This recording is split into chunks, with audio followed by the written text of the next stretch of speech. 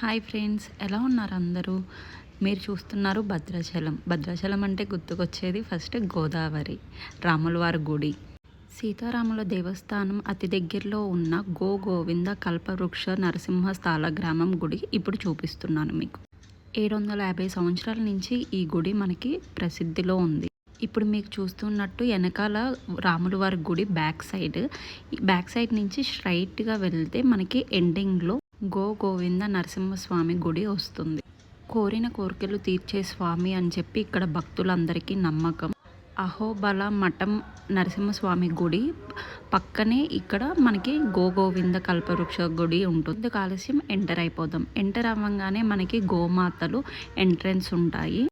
ఆవు, దూడ, గోమాతలు ఇలా చాలా మనకి కనిపిస్తాయి ఎంట్రన్స్లోనే.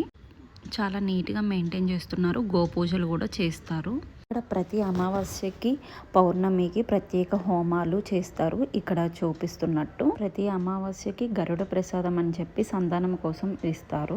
ఈ ఆలయానికి క్షేత్రపాలకుడు ఆంజనేయ స్వామి.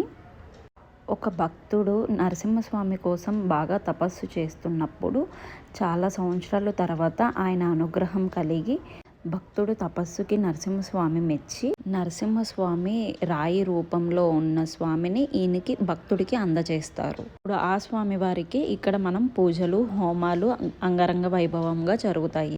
ఇక్కడ మీకు ఫోటోలో క్లారిటీగా చూపిస్తున్నట్టు సేమ్ అలాగే ఉంటారు స్వామివారు. విషయానికి వస్తే 300 రూపీస్ ఛార్జ్ చేస్తారు. ఒక ప్రమిద ఇస్తారు. తులసి చెట్టు దగ్గర ప్రమిద వెలిగించి మనం స్వామివారి సన్నిధిలో కూర్చుంటాము. మనకి సంకల్పం చెప్పి దేవుడికి కోరిక కోరుకోమని చెప్పి స్వామివారికి సంబంధించిన తాడు చేతికి కడతారు. సంకల్పం చెప్పాక 27 ప్రదక్షిణాలు చేసి ఒక కోరిక కోరుకొని ముడుపు కట్టి మళ్ళీ ఈ ప్లేస్కి వచ్చి కూర్చుంటాము. స్వామివారికి చేసిన అభిషేకం నీళ్లు బాటిల్ ఒకటి మనకి ఇస్తారు. ఇంటికి వెళ్ళాక అభిషేకం నీళ్లు ఇంటి మొత్తం జల్లి స్నానం చేసేటప్పుడు 3 రోజుల పాటు స్నానం మళ్ళీ తీర్థంలా సేవించాలి అని చెప్పి పూజారి గారు చెప్తారు. 3 రోజుల పాటు నాన్ వెజ్ తీసుకోకూడదు. తో పాటు పాంప్లెట్ ఇస్తారు. ఆ పాంప్లెట్లో ఉన్న మంత్రాన్ని 3 రోజులు చదువుకోవాలి. అమావాస్య రోజు విశేషంగా హోమాలు, పూజలు జరుగుతాయి. హోమం చేసుకుంటే చాలా మంచిది, కోరిన కోరికలు ఇంకా త్వరగా తీరుతాయి అని చెప్పి ఇక్కడ భక్తుల నమ్మకం.